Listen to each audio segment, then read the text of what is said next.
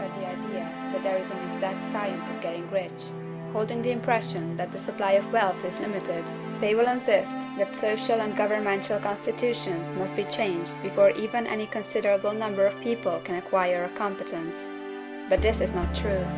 It is true that existing governments keep the masses in poverty, but this is because the masses do not think and act in a certain way. If the masses begin to move forward as suggested in this book, neither governments nor industrial systems can check them. All systems must be modified to accommodate the forward movement.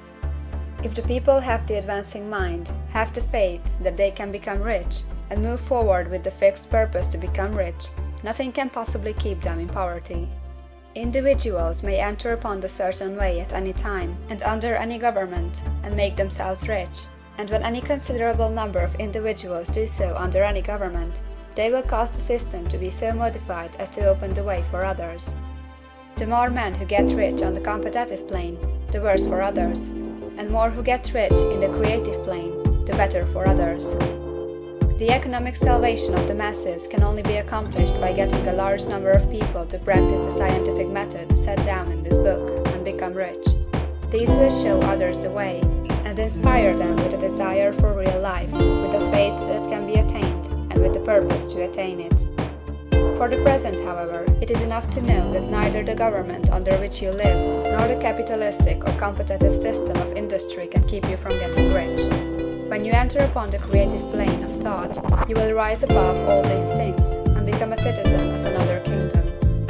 But remember that your thought must be held upon the creative plane. You are never for an instant to be betrayed into regarding the supply as limited, or into acting on the moral level of competition. Whenever you do fall into old ways of thought, correct yourself instantly, for when you are in the competitive mind, you have lost the cooperation of the mind of the whole. Do not spend any time in planning as to how you will meet possible emergencies in the future, except as the necessary policies may affect your actions today.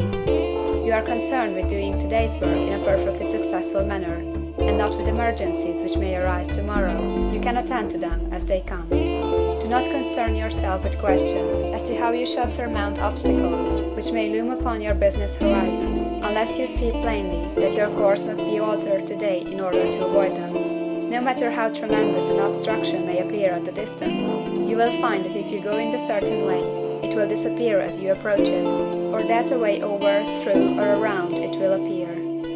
No possible combination of circumstances can defeat a man or woman who is proceeding to get rich along strictly scientific lines. No man or woman who obeys the law can fail to get rich, any more than one can multiply 2 by 2 and fail to get 4. Give no anxious thought to possible disasters, obstacles, panics, or unfavorable combinations of circumstances. It is time enough to meet such things as they present themselves before you in the immediate present, and you will find that every difficulty carries with it the wherewithal for its overcoming. Guard your speech. Never speak of yourself, your affairs, or of anything else in a discouraged or discouraging way. Never admit the possibility of failure, or speak in a way that infers failure as a possibility. Never speak of the times as being hard, or of business conditions as being doubtful. Times may be hard and business doubtful for those who are on the competitive plane, but they can never be so for you. You can create what you want, and you are above fear. When others are having hard times and poor business, you will find your greatest opportunities.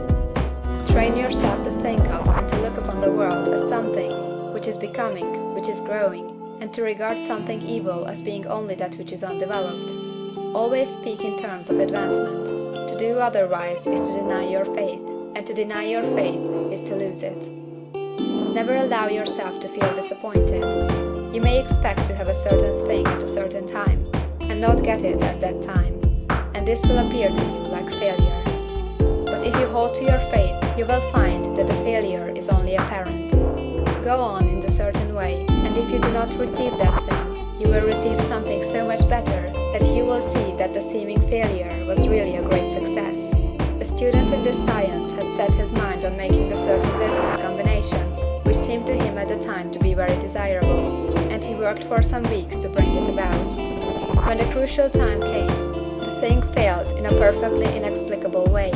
It was as if some unseen influence had been were working secretly against him. He was not disappointed; on the contrary, he thanked God that his desire had been overruled, and went steadily on with a grateful mind.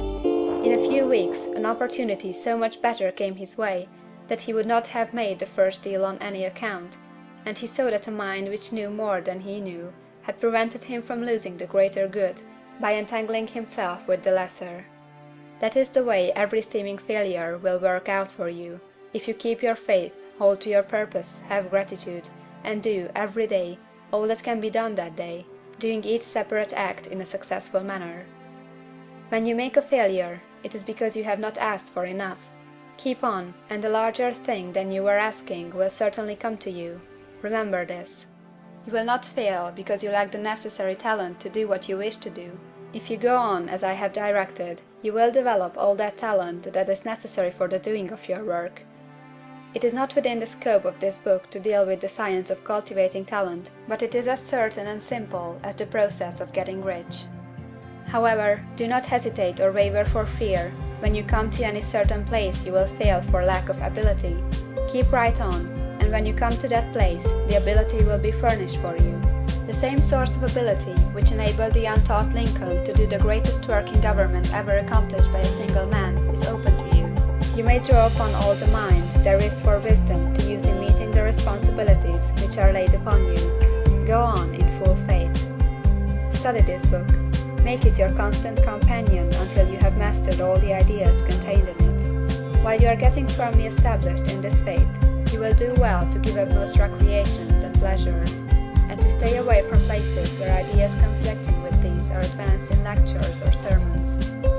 Do not read pessimistic or conflicting literature, or get into arguments upon the matter. Do very little reading outside of the writers mentioned